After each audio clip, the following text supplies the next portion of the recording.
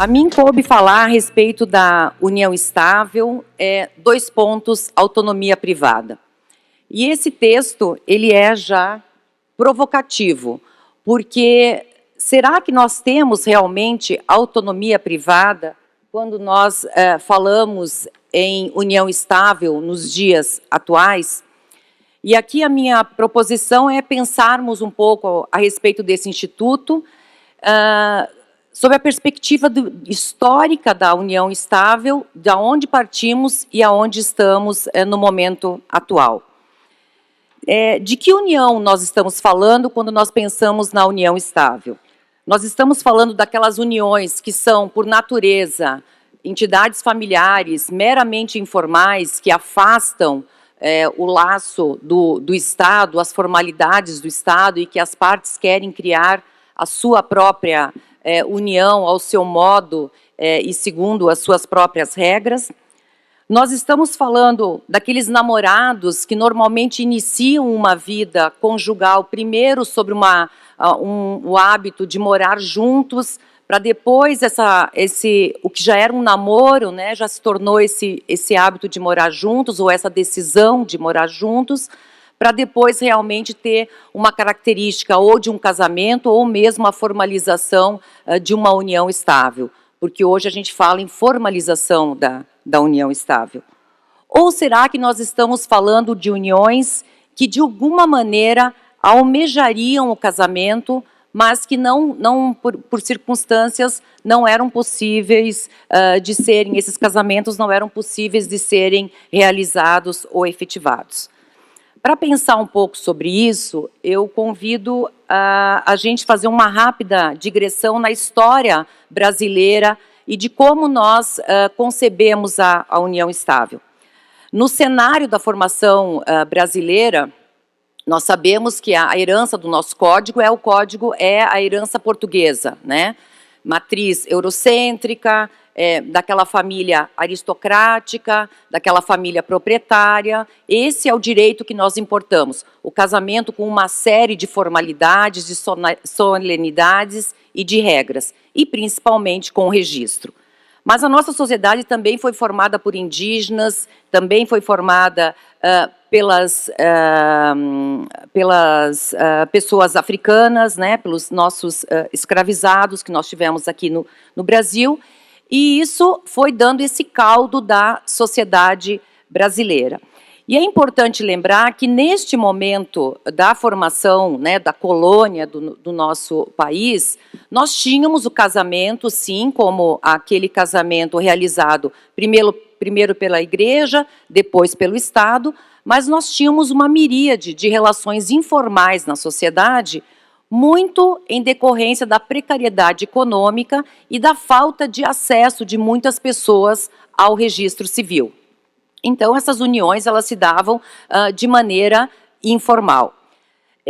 Lembrando que nesse Brasil agrário, nós tínhamos esse direito de matriz patrimonial e patriarcal, né? Então, a família era fundada pelo casamento, esta família era fundada pelo casamento, ela era formada só pelos laços consanguíneos, ela era indissolúvel e, portanto, a partir dela se estruturava todo o regime de filiação e todos os demais regimes de direito de família e também o direito sucessório, que nós temos reflexos até os dias de hoje. Acontece que nós chegamos, com o passar do tempo, pulando aí algumas décadas, em movimentos que transformaram essa sociedade, né? A década de 60, o amor livre, o acesso aos meios contraceptivos, os espaços de maior liberdade para as escolhas, se davam, obviamente, nos âmbitos da classe média e da classe média alta, que podia fazer, digamos, escolhas de afastar as pretensões do casamento e esse regime todo hierarquizado do casamento e a simbologia que também o casamento tinha na sociedade brasileira. Então, viver junto, morar junto, eram ares novos e refletiam a autonomia maior das pessoas de poderem fazer a escolha de como elas pretendiam constituir a sua própria vida e a sua própria família. Mas nós também tínhamos, nesta mesma sociedade, o peso que as uniões informais carregavam. Uniões informais que se davam porque as pessoas não podiam se casar, porque nós tínhamos o desquite ali na década de 70 já.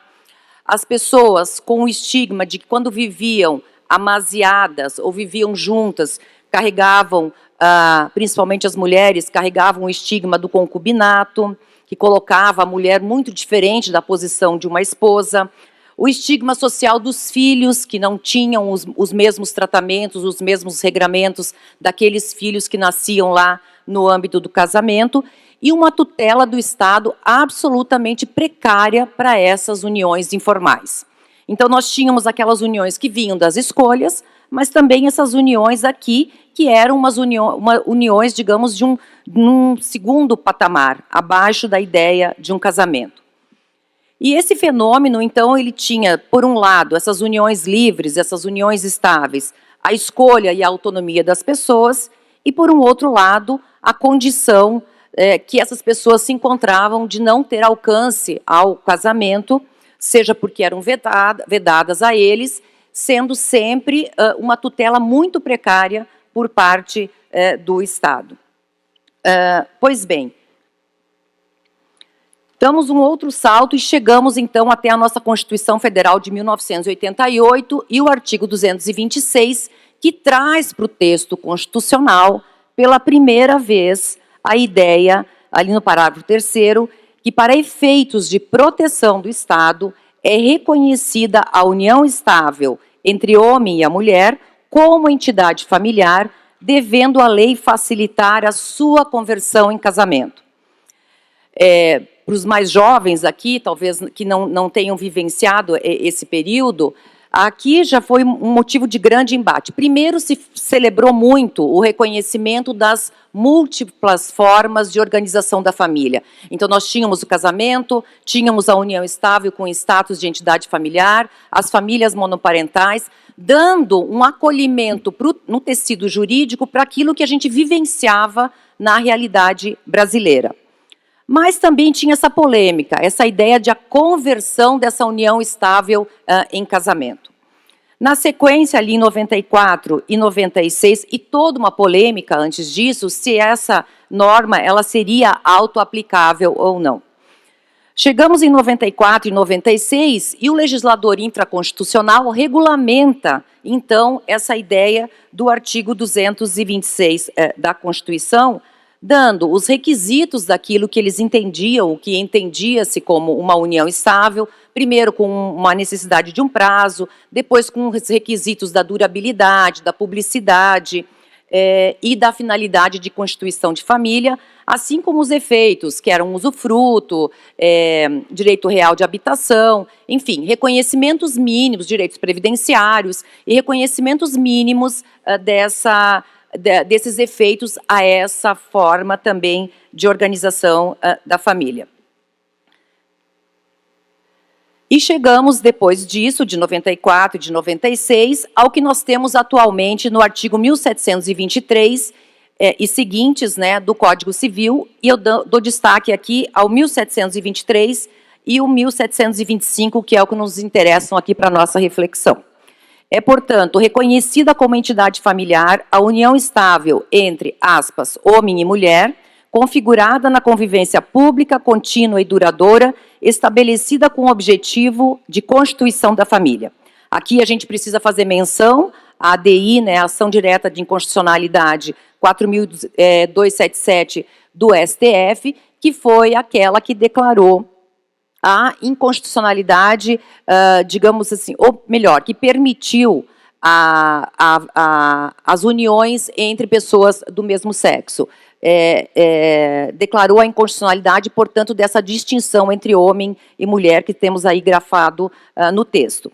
Mas aqui na sequência desse Código Civil, nós já temos impedimentos de quem não pode viver em união estável, nós temos os deveres de quem deve viver em união estável, a forma de conversão da união estável em casamento e a vedação do que se chama de concubinato, que seriam as uniões, digamos, clandestinas, né, paralelas e clandestinas.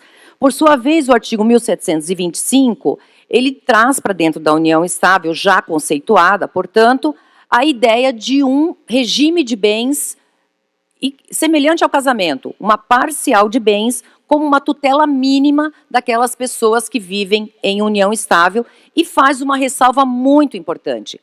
Na união estável, salvo o contrato escrito entre os companheiros, aplica-se as regras patrimoniais no que couber o regime da comunhão parcial de bens. Ou seja, aqui nós tínhamos, e temos ainda, no meu ponto de vista, a ideia de que as partes podem disciplinar a sua união estável nos aspectos patrimoniais, seja escolhendo a forma como vão ser afastadas as comunhões ou feitas as comunhões de bens. No entanto, a partir desses dois artigos do Código Civil, nós podemos dizer que nós temos uma clivagem da ideia da união estável, né? Então, tudo funcionava muito bem com o artigo 1723, junto aí com até o artigo 1725.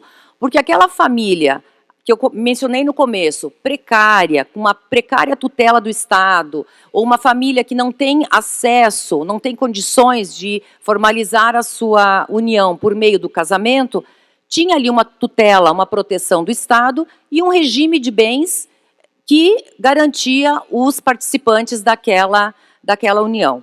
Por um outro lado, também um espaço de maior autonomia privada desses companheiros que poderiam e que podem, por contrato escrito, e não está escrito escritura pública, está dito contrato escrito, regulamentar melhor os seus direitos e a forma como eles entendem que deveriam ser os efeitos patrimoniais dessa união.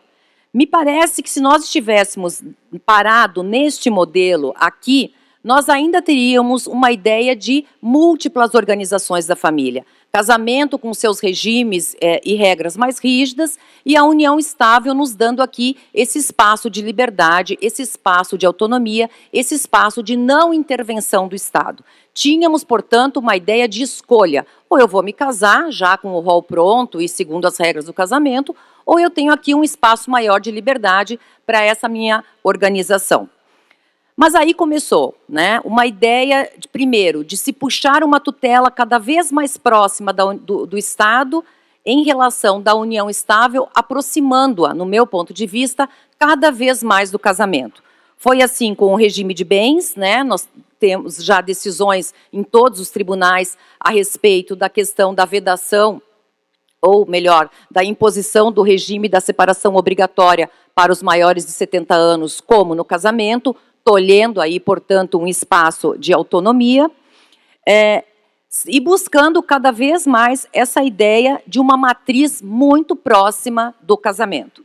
Por fim, chegamos nesse provimento 37 de 2004, que foi agora, recentemente, por uma lei de 146, um provimento 146 de 2003, absolutamente transformado, com inúmeras vedações, com inúmeros registros da união estável, que se pretendia que fosse tutelada, porém que se pretendia também que continuasse sendo um espaço de autonomia privada, mas me parece que a intervenção do Estado, e aqui é curioso, porque é um provimento do CNJ, quer dizer, tentando regulamentar, orientando os cartórios e os notários e os cartórios de registro civis, mas tolhendo a ideia e a liberdade das pessoas, no meu ponto de vista.